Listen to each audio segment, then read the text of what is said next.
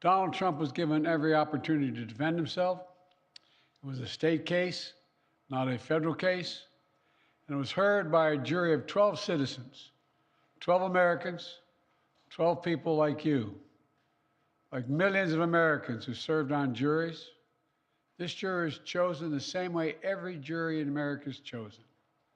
It was a process that Donald Trump's attorney was part of. The jury heard 5 weeks of evidence, 5 weeks. And after careful deliberation, the jury reached a unanimous verdict. They found Donald Trump guilty on all 34 felony counts. Now he'll be given the opportunity, as he should, to appeal that decision just like everyone else has that opportunity. That's how the American system of justice works. And it's reckless, it's dangerous, it's irresponsible for anyone to say this was rigged just because they don't like the verdict. Our justice system has endured for nearly 250 years. And it literally is the cornerstone of America, our justice system. The justice system should be respected, and we should never allow anyone to tear it down. It's as simple as that. That's America. That's who we are. And that's who we'll always be, God willing. Now to another issue. I want to give an update on my efforts to end the crisis in Gaza.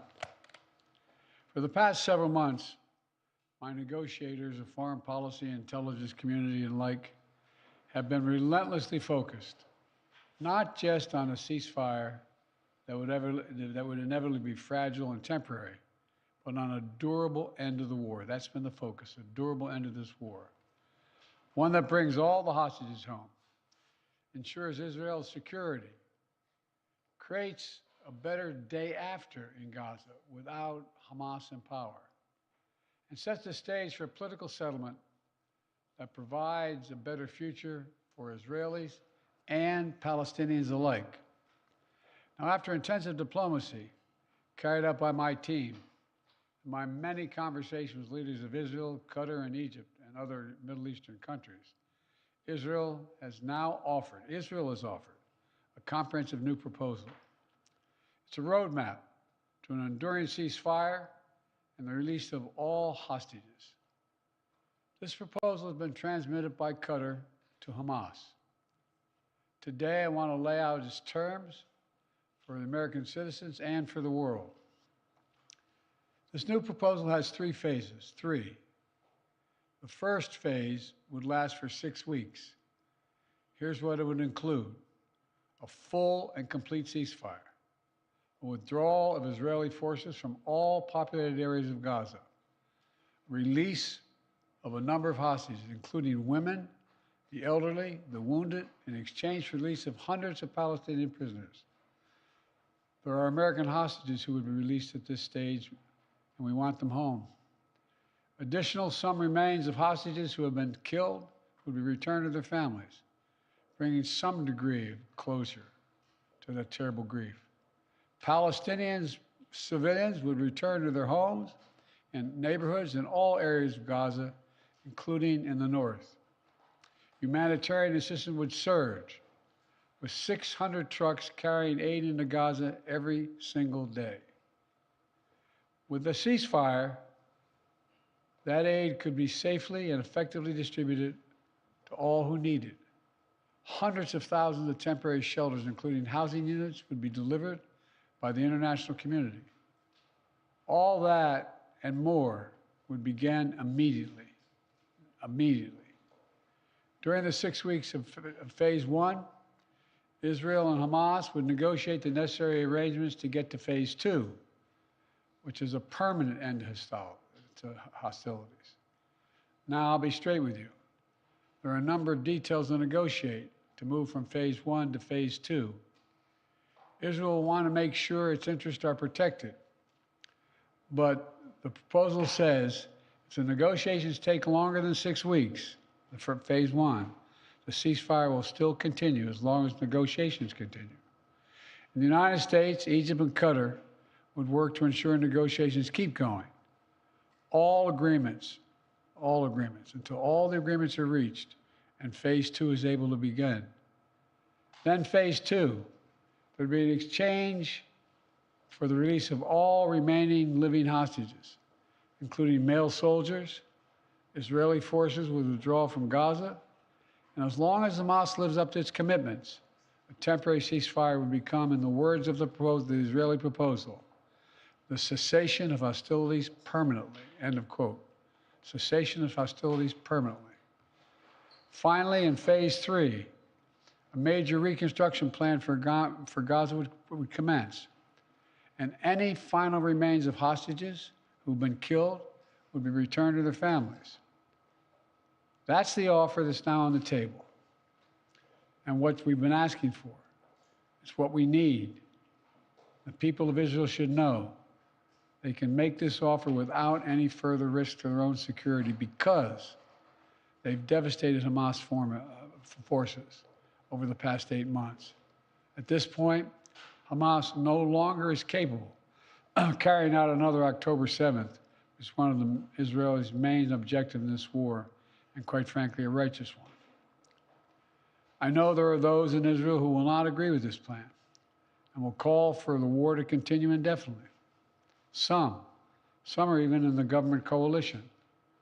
And they've made it clear they want to occupy Gaza, they want to keep fighting for years, and the hostages are not a priority to them.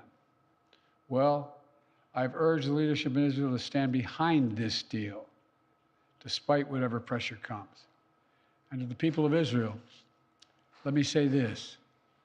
As someone who's had a lifelong commitment to Israel, as the only American president who's ever gone to Israel in a time of war, as someone who just sent the U.S. forces to directly defend Israel when it was attacked by Iran, I ask you to take a step back and think what will happen if this moment is lost. We can't lose this moment. Indefinite war in pursuit of an unidentified notion of total victory will not bring Israel, will only bog down Israel and Gaza, draining the economic, military, and human resources, and furthering Israel's isolation in the world. That will not bring hostages home. That will not bring an enduring defeat of Hamas. That will not bring Israel lasting security. But a comprehensive approach that starts with this deal will bring hostages home and will lead to more secure Israel. And once a ceasefire and hostage deal is concluded, it unlocks the possibility of a great deal more progress, including calm along Israel's northern border with Lebanon. The United States will help forge a diplomatic resolution, one that ensures Israel's security and allows people to safely return to their homes without fear of being attacked. With the deal, a rebuilding of Gaza will begin. Arab nations and the international community, along with Palestinian and Israeli leaders, to get it done in a manner that does not allow Hamas to rearm. And the United States will work with our partners to rebuild homes, schools, and hospitals in Gaza, to help repair communities that were destroyed in the chaos of war. And with this deal, Israel could become more deeply integrated in the region, including, it's no surprise to you all, including potential historic normalization agreement with Saudi Arabia. Israel could be part of a regional security network to counter the threat posed by Iran. All this progress would make Israel more secure, with Israeli families no longer living in the shadow of a terrorist attack. And all this would create the conditions for a different future, a better future for the Palestinian people, one of self-determination, dignity, security, and freedom. This path is available once the deal is struck. Israel will always have the right to defend itself against the threats to its security and to bring those responsible for October 7th to justice. And the United States will always ensure that Israel has what it needs to defend itself. If Hamas fails to fulfill its commitments under the deal, Israel can resume military operations. But Egypt and Qatar have assured me, and they are continuing to work to ensure that Hamas doesn't do that. The United States will help ensure that Israel lives up to their obligations as well. That's what this deal says. That's what it says. And we'll do our part. This is truly a decisive moment. Israel has made their proposal. Hamas says it wants a ceasefire. This deal is an opportunity to prove whether they really mean it. Hamas needs to take the deal. For months, people all over the world have called for a ceasefire.